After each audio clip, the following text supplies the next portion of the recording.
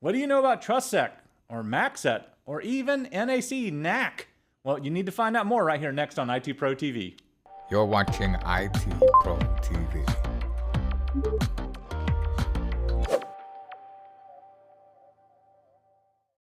All right, I've just combined a bunch of different words together just to throw you off, but nope, believe it or not, they're actually real Cisco terminology, and it's something we need to know. And here, of course, help us understand these concepts better, Anthony Sequeira.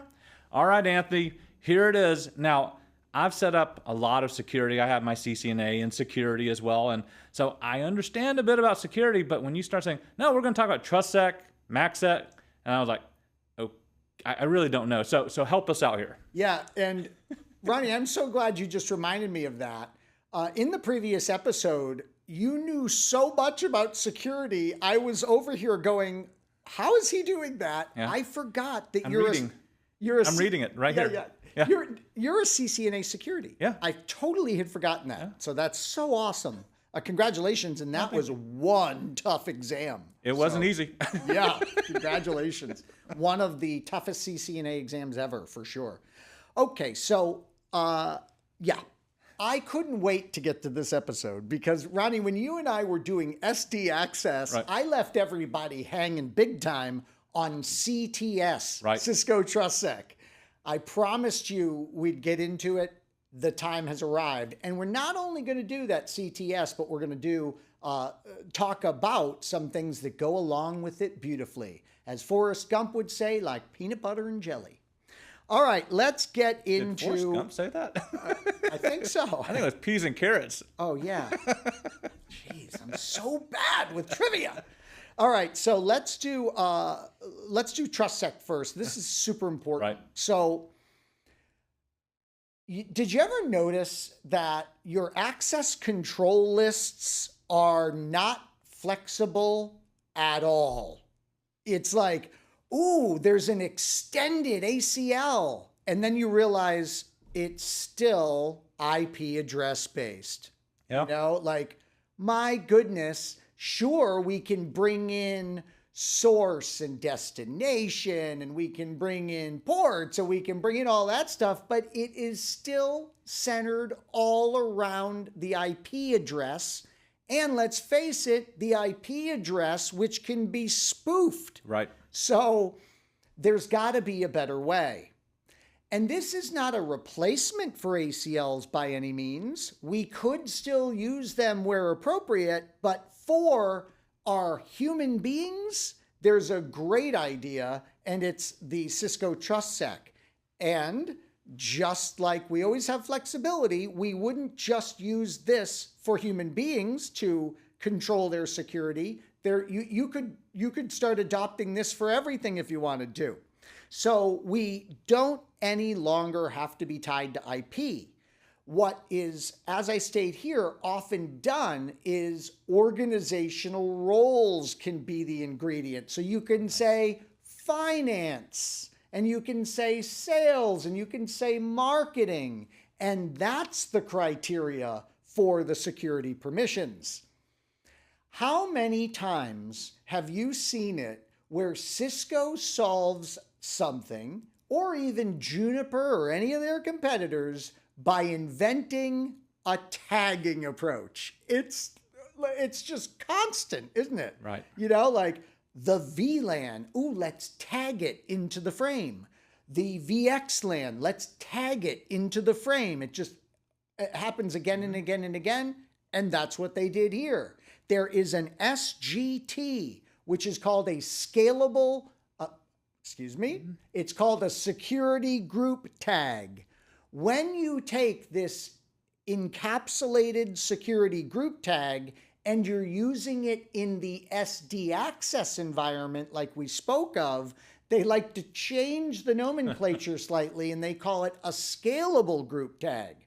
No matter what you call it, it is an identification that is encapsulated into the packet that identifies the security group for that entity. And now, when it comes to controlling access inside the identity service engine, you have what appears to be an Excel spreadsheet. And that's how you control access. And it's called officially the TrustSec Policy Matrix. And I am so proud of this mock-up I created. It only took me 2.5 hours last night to create and format this table. Very proud of myself.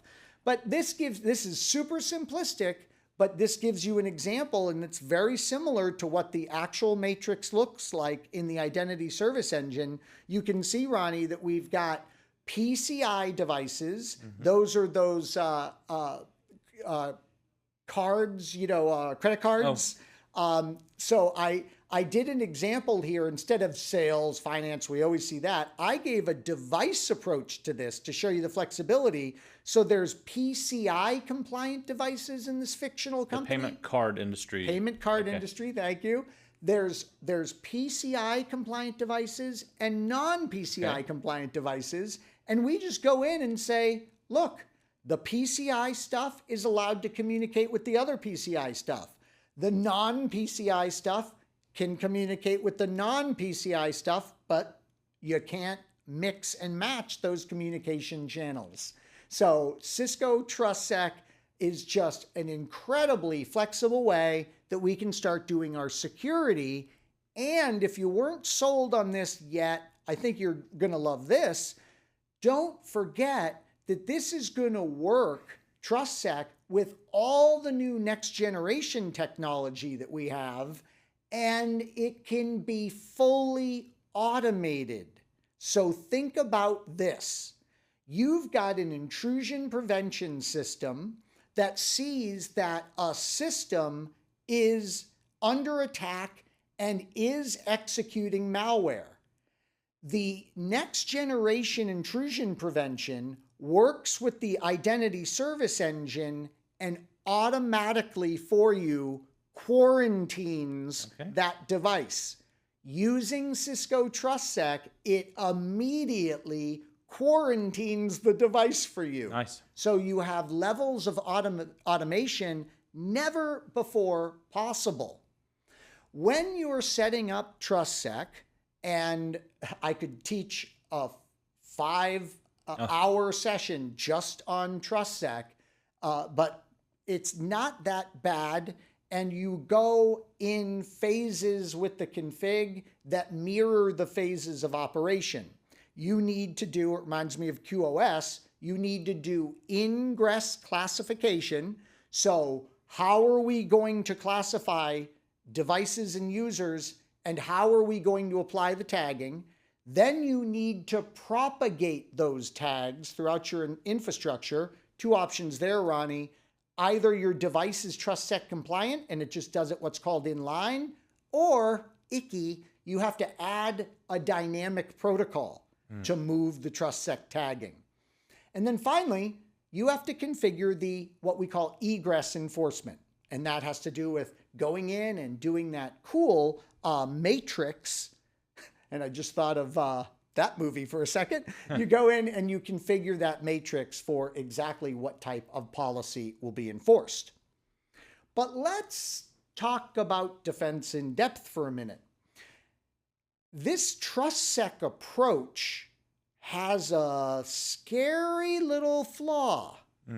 Ronnie, we never want anybody to ever see the security settings that we're working with, but if you have the TrustSec encapsulated information going across the wire, couldn't someone grab that? Yeah. We need encryption at layer 2 if we are in an ultra high security environment. So TrustSec works beautifully with MACsec. MACsec is encryption at layer 2 between the devices. So you have like one switch sending data to another switch.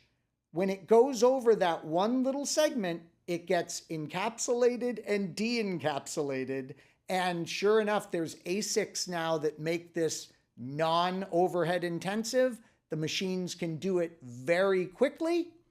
And we even now have what's called downlink MACsec This is where we protect the information coming from a host to its switch, and uplink MACsec, where we are protecting the information as it goes from the SD access layer, let's say, up into the distribution area of our environment. Nice. So it's amazing. It reminds me once again of that really solid idea of a defense in-depth strategy. So we've discussed, quite frankly, more than you would ever need to know for Encore about TrustSec and MACsec. And now let me give you what I want you to know at your Encore level regarding an overused term of NAC, Network Access Control. This term has become this huge umbrella term for a whole wide variety of technologies. When Cisco uses the term NAC in an Encore context, they are talking about basically 802.1x. So I just wanted to give you a quick review on that. When we do 802.1x, what we are saying is you do not get to communicate on this network until you are securely authenticated. And you are what's called the supplicant. I was so intrigued by the word supplicant that I went and researched its origins. Ronnie, it is from the Greek and it means to beg, which is so apropos, if that's the right word. It's so perfect because think about the client who is begging to get on the network. I'm A. Sequeira at itprotv.com. Not my real email, by the way. So I'm Anthony Sequeira at itprotv.tv,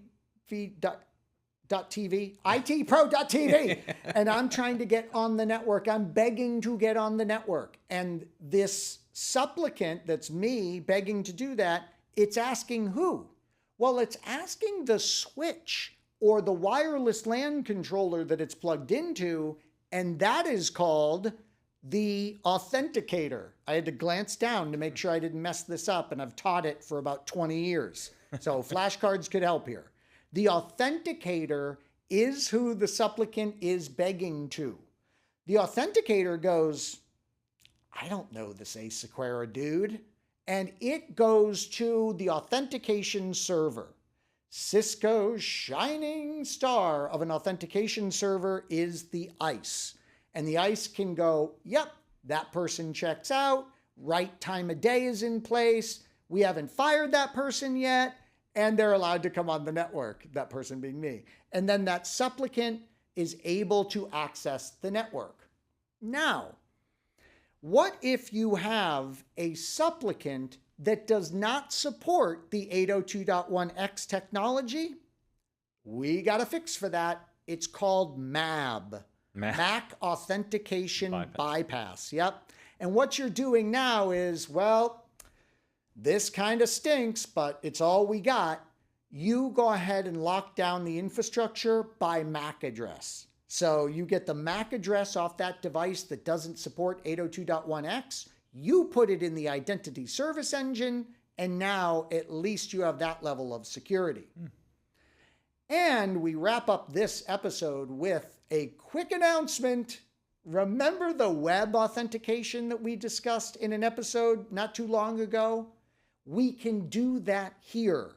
So in the 802.1x environment, the supplicant is begging to get on the network. The authenticator can turn to the authentication server and discover that there's additional information they need to provide, and you can redirect them to a web page where they can click some legal disclaimer, they can give whatever information you want to collect from them, and then they get on the network. So the web authentication piece is a nice add-on to this functionality.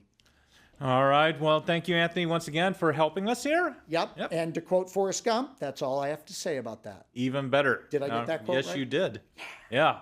So when we start talking about this, remember, TrustSec, MACsec, as well as NAC, Network Access Control, these are all going to be important concepts that you want to make sure that you do pay attention to. And Anthony recommended Well, flashcards is probably going to actually be one of the best ways to help remember all these different concepts as well. Well, that is going to do it for us here at IT Pro TV. So signing off, I'm your host, Ronnie Wong. And I'm Anthony Sequeira. Stay tuned right here for more of your CCNP Encore show. Thank you for watching IT Pro TV.